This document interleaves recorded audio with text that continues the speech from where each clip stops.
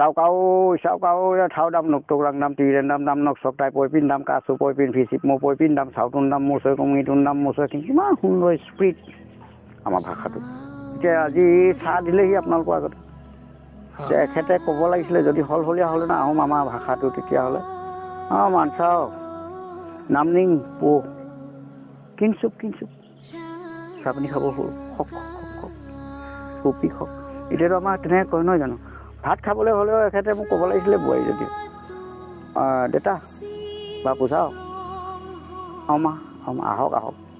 খাওঁ কিন খাওঁ পো ভাত খাব হ'ল আহক আমাৰো তাই ভাষাটো অহা আছে এই উচ্চাৰণকেইটা আৰু এইটো ভাষাটো শিকাৰ ক্ষেত্ৰত উচ্চাৰণত বিশেষ ধ্যান ৰাখিবলগীয়া কথাকেইটা কৈ দিব হয় তাই ভাষাৰ যে আমাৰতো শিক্ষা বৰ প্ৰয়োজন হৈছে উচ্চাৰণৰ ক্ষেত্ৰত এতিয়া আমি তাক কেনেদৰে মাতিম উচ্চাৰণবিলাক কেনেদৰে কৰিলে সেই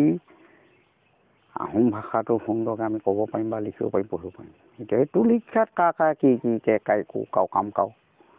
খা খি খে খাই খো খাও খাম খাও গা গি গে গাই গু গাও গাম গাও ঘা ঘি ঘে ঘা ঘাও খাম খাও ক'বলৈ হ'লে টোল শিক্ষা এতিয়া প্ৰযোজ্য হৈছে বৰ দৰকাৰ গতিকেলৈ তাইৰ ভাষা টোল শিক্ষা ল'ব লাগিব যেনেদৰে তাহানি আমাৰ গুৰুসকলে টোল শিক্ষাতে আৰম্ভ কৰিছিলে বুলি শুনিছোঁ আৰু হয় কথাটো যেনে উচ্চাৰণৰ ক্ষেত্ৰত অসমীয়া এতিয়া শিকিবলৈ গ'লো হয় কিন্তু আমাৰ জিভাবোৰ পাককেইটা গণ্ডগোল হৈ আছে গ'লে পাককেইটা পূৰণ কৰিবৰ কাৰণে আমাৰ সেই শিক্ষাটো যেনেকৈ কা কি কে কাই কো কাও কাম কাও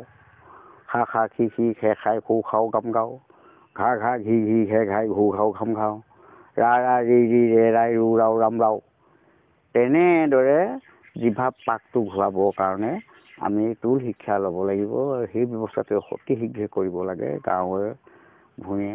চুবুৰীয়া হ'লেও নামঘৰত নহ'লেও মুৰবী আমাৰ এইবিলাক সাধনা কৰি থকা তেখেতসকলৰ তাত তেতিয়া ভাষাটো চহকী হ'ব আৰু সদ্যহতে যিবিলাক এতিয়া অভাজনে লিখি দিছে বিভিন্ন কিতাপ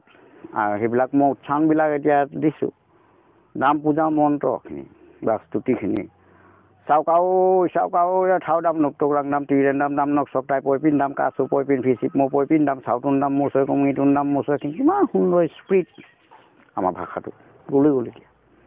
সেইখিনি শিকিবৰ কাৰণে এই টোল শিক্ষাৰ পৰা আৰম্ভ কৰিব লাগিব আৰু সুৰবিলাক আছে গীতৰ সুৰবিলাক এই পৰমাৰী কথা কিতাপৰ কথা কৈছোঁ আপোনালোকক পৰমাৰী তোলা হৈছে কাওখন মোৰ কাও কচুং দাই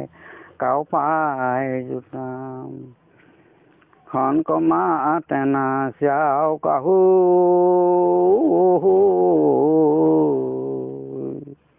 সুৰবিলাক তাতে সোমাইছে আকৌ আমি নপুৰুষ সকাম পাতোঁ তাত আকৌ পমিং বুলি কয় পমিং মানে আশীৰ্বাদ তাত ম ফুৰু পোক মৰো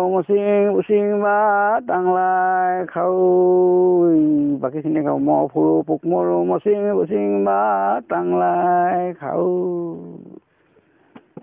দুটা সুৰ ওলালে আৰু তেনেদৰে অজস্ৰ স্তুতিবিলাকৰ সুৰ আছে যিসকলে একেবাৰে নাজানো তেওঁলোকে প্ৰথমতে আৰম্ভ হয় সম্ভাষণৰ পৰা আৰম্ভ নহয় জানো নমস্কাৰ দিয়ে আৰু বিদায় দিয়ে সেই আমি শুনিছোঁহে খুটাং কয় বা ৰং বয় কয় অৰ্থটোতো নাজানো বা তাৰ বাহিৰেও কিবা শব্দ আছে নেকি যিবোৰ আমি সম্ভাষণ কৰিব পাৰোঁ হয় এতিয়া আমাৰ সদ্যহতে খুবটাঙে আৰু নমস্কাৰ বিদায় বুলি কয় বোলে ৰং বয় লিপিবদ্ধতা সালসলনি কৰিব পৰা নাযায় কোনোবাই যে নতুন কিবা এটা ক'ব বিচাৰিছে সেইটো অৱশ্যে মই সেইখিনি ওচৰলৈ যোৱাও নাই আৰু নেযাম বুলি ভাবিছোঁ আৰু এতিয়া ধৰি লওক আমাৰ ইয়াত এতিয়া আজি চাহ দিলেহি আপোনালোকৰ আগতে এখেতে ক'ব লাগিছিলে যদি হলহলীয়া হ'লে না আহোম আমাৰ ভাষাটো তেতিয়াহ'লে মানচাও নামনিং পো কিনচুপ চাপনি খাব হ'ল খক কপি খক এতিয়াতো আমাৰ তেনেকৈ কয় নহয় জানো ভাত খাবলৈ হ'লেও এখেতে মোক ক'ব লাগিছিলে বোৱাৰী যদি দেউতা বা বুজাও মা আহক খাওঁ কিন খাওঁ পো ভাত খাব হ'ল আহক সেইবোৰ এতিয়া ব্যৱহাৰ কৰিব হ'ল অলপকৈ আৰু বিভিন্ন আমাৰ এখন ব্যাকৰণ আছিলে ঘনকান্ত বৰুৱাই লিখিছিলে সেই কিতাপখন বেছি প্ৰযোজ্য হৈছে তাৰ পৰাই গোটেই কিতাপবিলাক আজি লিখকে লিখিছে, কিন্তু তাৰ পৰা ফালৈ কাটি গৈছে,